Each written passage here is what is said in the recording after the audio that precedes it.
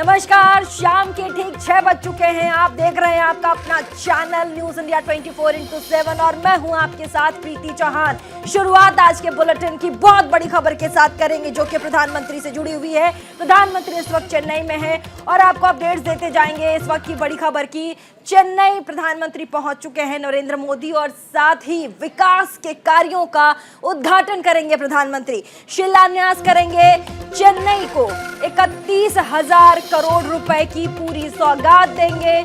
चेन्नई में प्रधानमंत्री नरेंद्र मोदी का मेगा रोड शो हो रहा है। लाइव तस्वीर हम आपको चेन्नई से दिखा रहे हैं। चेन्नई से लाइव तस्वीर, प्रधानमंत्री नरेंद्र मोदी पहुंचे हुए हैं चेन्नई और ऐसे में रोड शो हो रहा है, मेगा रोड शो है और ऐसे में चेन्नई वासियों के लिए आज बहुत ही खुशी का दिन है क्योंकि जितने भी प्रधानमंत्री के समर्थक हैं, भाजपा के समर्थक हैं और साथ ही जो लोग प्रधानमंत्री को पर्सनली पसंद करते हैं वो खुद आज इस मेगा रोड शो में शामिल हुए हैं। प्रधानमंत्री के जय जयकार के नारे प्रधानमंत्री के लिए लगाए जा रहे हैं। आप देख सकते हैं तस्वीरों में कि किस कदर प्रधानमंत्री का जो काफिला है वो रोड से आगे बढ़ रहा है, लेकिन साइड में आप देखिए पुलिस की कड़ी सुरक्षा के बीच जितने भी समर्थक हैं जो मिलना चाहते हैं प्रधानमंत्री को, बस एक झलक प्रधानमंत्री की पा लेना चाहते हैं, देख लेना चाहते हैं भाजपा के झंडों बैनर्स के साथ। आप देखिए साइड में खड़े हैं, रेलिंग्स लगी है, साइड में रस्सी के सहारे वो खड़े हैं और साथ ही फोटोग्राफी, फोन से फोटो लेना नहीं भूल रहे। उनको पता है कि हमारे मुखिया प्रधानमंत्री देश के,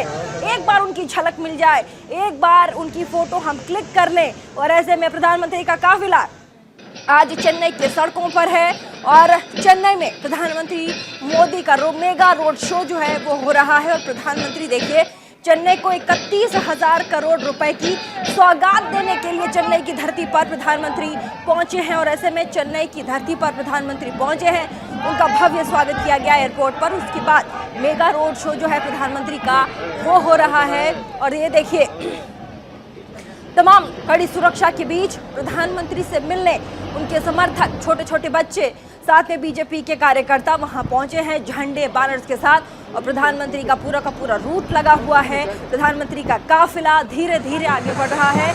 बताया जा रहा है कि प्रधानमंत्री 31,000 करोड़ रुपए की चेन्नई को सौगात आज देने वाले हैं। बहुत बड़ा दिन है आज चेन्नई वासियों के लिए और ऐसा में बहुत बड़ा दिन आज साबित होगा क्योंकि प्रधानमंत्री चेन्नई की धरती पर पहुंच चुके हैं और ऐसे में चेन्नई से बड़ी खबर और साथ ही लाइव ये तस्वीरें हम आपको दिखा रहे हैं। चेन्नई से, चेन्नई की धरती पर प्रधानमंत्री पहुंच चुके हैं। तमाम भाजपा के कार्यकर्ता चेन्नई में उनके स्वागत के लिए, ये देखिए आप देख सकते हैं प्रधानमंत्री का काफिला धीरे धीरे आगे बढ़ रहा है और साइड में उनके बाएं तरफ देखिए कैसे उनके जो समर्थक है वो झंडों के साथ नाचते गाते, उनके स्वागत में तैयार नाचते गाते झूमते नजर आ रहे हैं और साथ ही कैमरा से फोटो खींचना भी नहीं भूल रहे क्योंकि उनको पता है कि देश के मुखिया यहाँ आए हैं और एक झलक बस देश के मुखिया की उनको दिख जाए और फोटो क्लिक करा लें। और साथ ही अगर प्रधानमंत्री उतर कर फोटो क्लिक करा लें, सेल्फी क्लिक करा लें, जो कि प्रधानमंत्री अक्सर किया करते हैं, तो क्या ही कहे।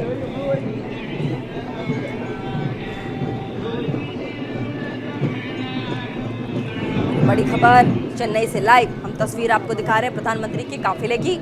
चेन्नई में आज प्रधानमंत्री का काफिला चेन्नई पहुंच चुका है और ऐसे में दो तस्वीर इस वक्त की हम आपको दिखा रहे हैं। दो तस्वीर और दोनों ही तस्वीरें लाइव न्यूज इंडिया 24x7 पर हम आपको दिखा रहे हैं। चेन्नई को 31,000 करोड़ रुपए की सौगात देने के लिए प्रधानमंत्री चेन्नई की धरती पर पहुंचे हैं। दो तस्वीर इस वक्त हम आपको दिखा रहे हैं, दोनों भव्य तस्वीरें हैं। आज पूरे दिन की अगर तस्वीरों की हम बात करें तो बहुत बड़ी तस्वीर यह है, प्रधानमंत्री चेन्नई पहुंचे हैं और ऐसे में 31,000 करोड़ रुपए की विकास कार्यों को लेकर कई उद्घाटन करेंगे, सौगात देंगे चेन्नई को और ऐसे में तमाम उनके समर्थक, छोटे बच्चे, बीजेपी के कार्यकर्ता और प्रधानमंत्री से मिलने वाले लोग भी कतार में लगे हुए हैं उनकी एक झलक पा लेने के लिए।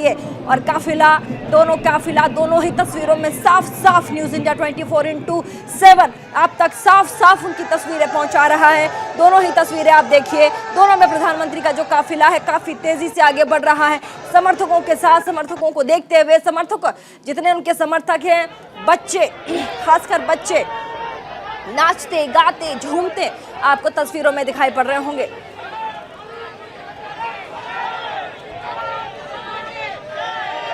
और ये जो धीरे धीरे काफिला है प्रधानमंत्री का वो आगे बढ़ रहा है। और साथ ही हम आपको बता दें 31,000 करोड़ रुपए की सौगात प्रधानमंत्री नरेंद्र मोदी चेन्नई को देने वाले हैं। साथ ही कई बड़े प्रोजेक्ट्स जिनका शिलान्यास प्रधानमंत्री करेंगे, विकास के कार्यों को आगे बढ़ाएंगे, कई उद्घाटन होंगे, विकास के कार्यों का उद्घाटन किया जाएगा, शिलान्यास किया जाएगा। आज प्रधानमंत्री खुद चेन्नई की धरती पर पहुंचे हैं। मेगा रोड शो हो रहा है। मेगा रोड शो की ये तस्वीरें हम आपको दिखा रहे हैं और साथ ही कैसे झूमते गाते नाचते तस्वीरें हमारे पास लाइव आ रही हैं, वो भी हम आप तक पहुंचा रहे हैं। और ये देखिए, ये जो तस्वीर हमारे पास आई है, ये चेन्नई की अगर फोक सॉन्ग की बात करें और जिस तरीके से चेन्नई में अभिवादन किया जाता है,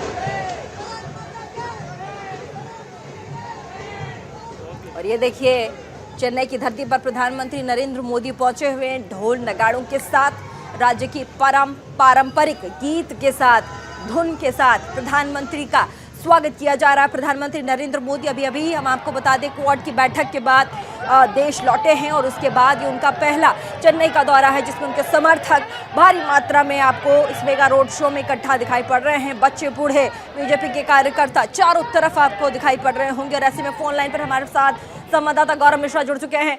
गौरव, किस लिहाज से इस प्रधानमंत्री के इस मेगा रोड शो को, इस दौरे को देखा जाए? कई बड़े प्रोजेक्ट्स का शिलान्यास करेंगे प्रधानमंत्री चेन्नई में। देखिए, अपने आप में एक बहुत बड़ा ये प्रधानमंत्री नरेंद्र मोदी का ये दौरा है, क्योंकि लगातार जिस तरीके से अगर हम बात करें, कुल 11 परियोजनाएं हैं जो आज समर्पित भी करेंगे, शिलान्यास भी करेंगे प्रधानमंत्री नरेंद्र मोदी।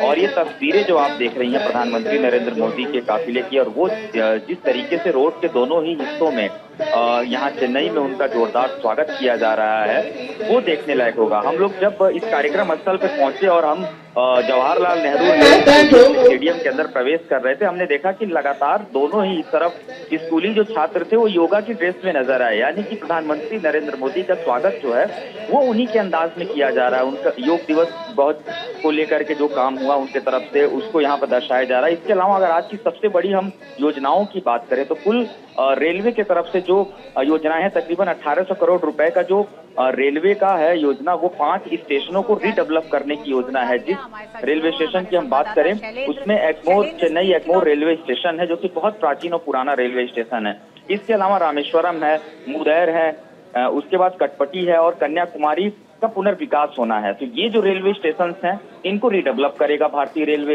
इसके अलावा 262 किलोमीटर का 4 लेन का जो एक्सप्रेस वे है, जो कि ये बेंगलुरु और चेन्नई को आपस में जोड़ने का काम करेगा। और खास करके अगर हम बात करें, जो ये पूरी परियोजना है ये कर्नाटक और आंध्र प्रदेश, तमिलनाडु तीनों ही राज्यों को एक साथ जोड़ने का काम करती है। तो ये जो एक्सप्रेस वे है इसको 3 चरणों में सड़क परिवहन मंत्रालय की तरफ से कंप्लीट किया जाएगा। ये भी एक बहुत बड़ा प्रोजेक्ट है, जो कि बन जाने से कई जो अहम फायदे हैं वो यहाँ के लोगों के बीच में होंगे। क्योंकि देखिए, अगर हम कर्नाटक की बात करें, आंध्र प्रदेश की बात करें और तमिलनाडु, तीनों राज्यों की बात करें, तो तीनों राज्यों से औद्योगिक केंद्र जो होंगे ना वो जुड़ जाएंगे। तो इस योजना का भी लोगों को लाभ मिलेगा। और जिस स्टेडियम में इस वक्त मौजूद हूँ, पंडित जवाहरलाल नेहरू इंडोर स्टेडियम है ये चेन्नई का, यहाँ पे 10,000 से ज्यादा जो संख्या में समर्थक हैं मोदी को देखने वाले वो पहुंचे हुए हैं। इसके अलावा 50,000 की संख्या इस पूरे स्टेडियम के आसपास के समर्थकों से खचाखच ये भरा हुआ है। लोग इंतजार कर रहे हैं प्रधानमंत्री नरेंद्र मोदी के मंच पे आने का, और लगातार मोदी मोदी के जो नारे हैं वो लगातार इस मंच से लिए जा रहे हैं। लगातार प्रधानमंत्री नरेंद्र मोदी का जो इंतजार है वो यहाँ पर किया जा रहा है।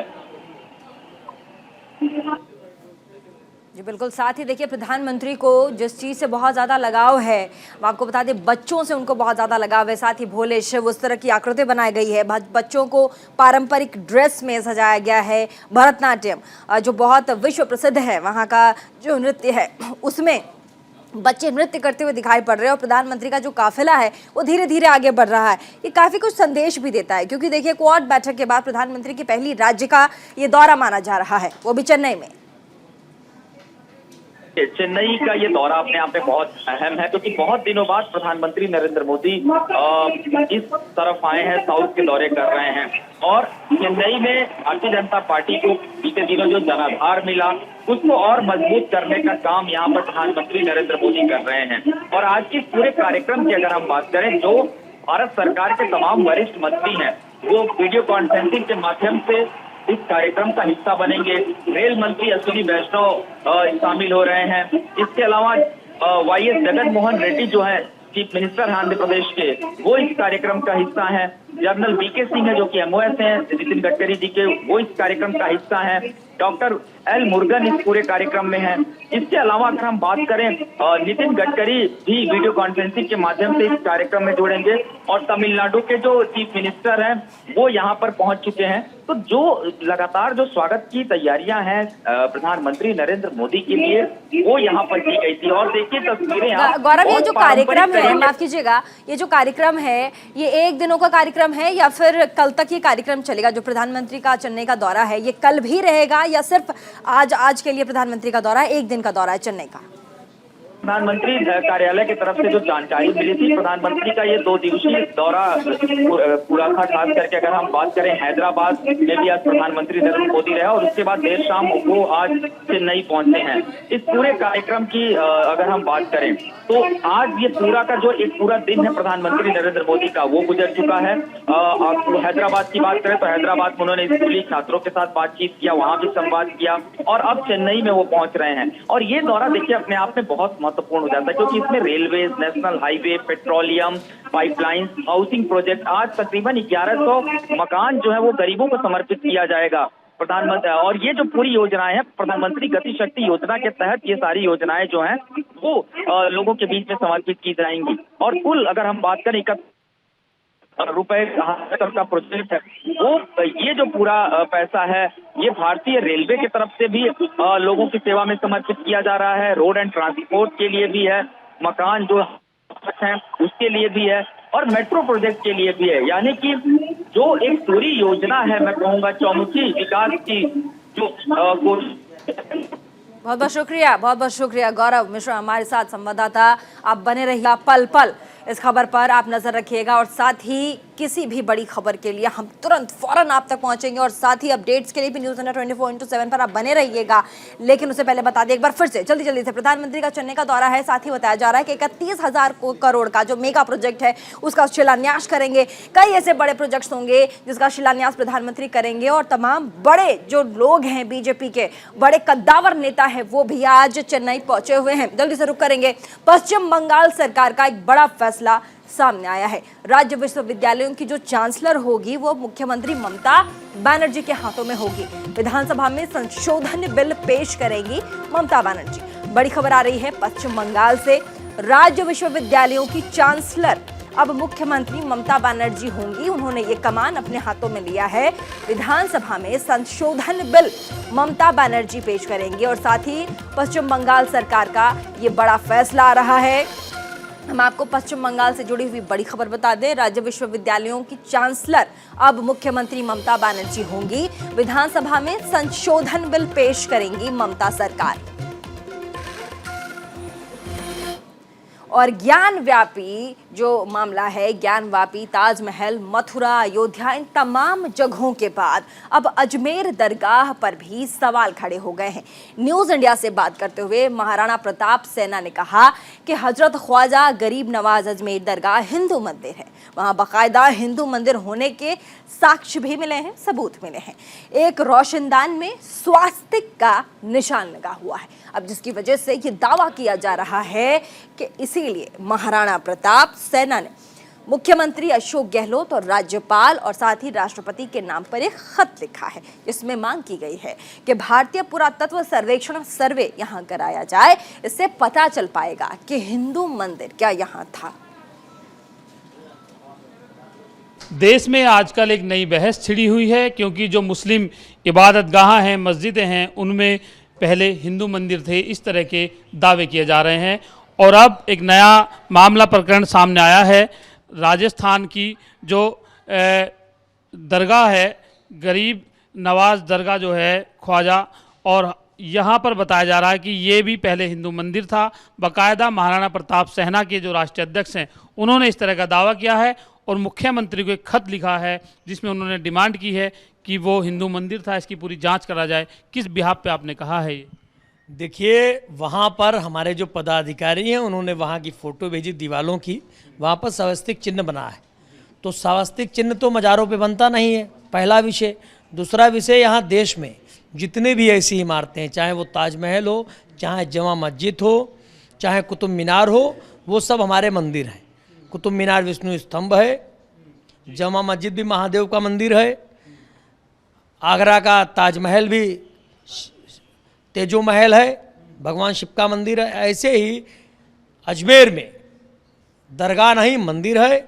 इस बात की मांग मैं राष्ट्रपति जी से, केंद्र के मंत्री जय किशन रेड्डी जी से, अर्जुन मेघवाल जी से, मीनाक्षी लेखी जी से, राजस्थान के मुख्यमंत्री और आदरणीय वहाँ के महामहिम राज्यपाल कलराज मिश्रा जी से हमने मांग की है कि एक सप्ताह में वह इस विषय पर जांच करके हम लोगों को अवगत कराएं, और अगर ऐसा नहीं होता है तो महाराणा प्रताप सेना सदन से लेकर सड़क तक की लड़ाई लड़ने का काम करेगी। वीडियो जर्नलिस्ट केडी के साथ संजीव कुमार, न्यूज़ इंडिया, दिल्ली।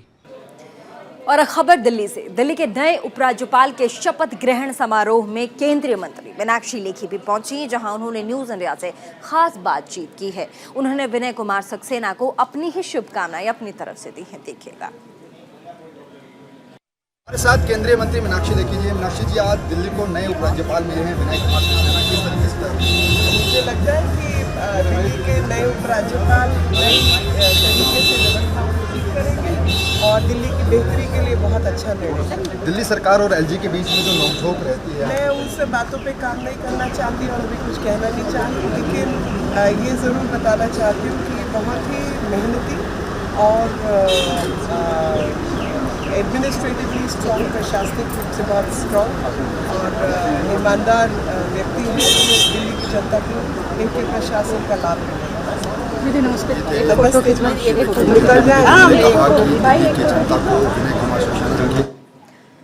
तो ये थी मीनाक्षी लेखी जो कि दिल्ली के नए उपराज्यपाल को शुभकामनाएं दे रही थी। अब बात उत्तर प्रदेश की कर लेते हैं। उत्तर प्रदेश की योगी आदित्यनाथ सरकार ने वित्तीय वर्ष साल 2022 और 23 के लिए आज विधान मंडल में तकरीबन 6,15,000 करोड़ रुपए का बजट पेश किया है। यह योगी सरकार का 6वां और प्रदेश की भाजपा सरकार के दूसरे कार्यकाल का पहला बजट है। इस बजट को वित्त मंत्री सुरेश खन्ना ने पेश किया। बजट में प्रदेश की सुरक्षा व्यवस्था, महिलाओं की सुरक्षा, युवाओं को नौकरी, कृषि सहित सभी सेक्टर्स में फोकस किया गया है।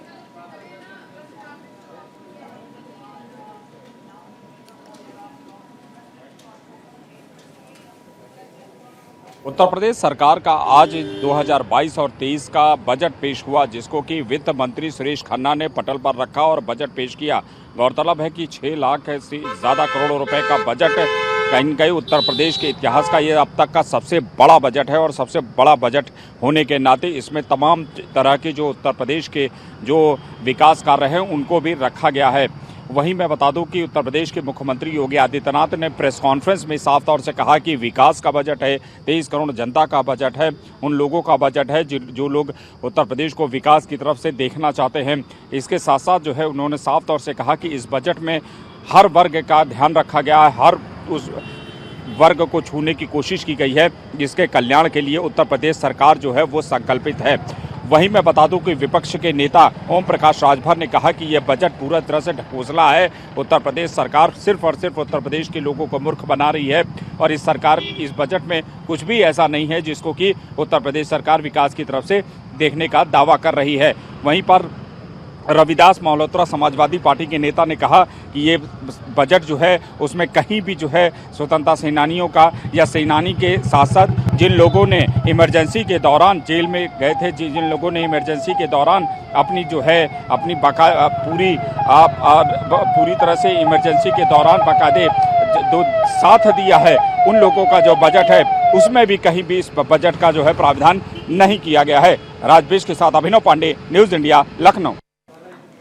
तो आज उत्तर प्रदेश के विधानमंडल में बजट पेश कर दिया गया है और साथ ही कई बड़ी योजनाओं को गिनाया गया है। कहा गया है बजट में ये होगा, वो होगा, तमाम तरह की चीजें बजट में पेश की गई हैं। लेकिन वहीं विपक्षी दल अब भी बजट पेश करने के बाद भी योगी सरकार पर जमकर निशाना साध रहे हैं और उनका कहना है कि योगी सरकार जनता को, यानी कि उत्तर प्रदेश की जनता को मूर्ख बना रही है। आगे बढ़ेंगे, दिल्ली का रुख करते हैं। दिल्ली सरकार ने आज एक बड़ा फैसला लिया है जिसमें दिल्ली के सभी स्टेडियम्स में खिलाड़ी और कोच रात के 10 बजे तक अपना अभ्यास यानी कि प्रैक्टिस कर सकेंगे। दरअसल दिल्ली के त्यागराज स्टेडियम में एक आईएएस अफसर के कुत्ते को घुमाने के चक्कर में खिलाड़ियों को 7 बजे ही मजबूरन करके घर से वापस उन्हें लौट जाने को कहा जाता था।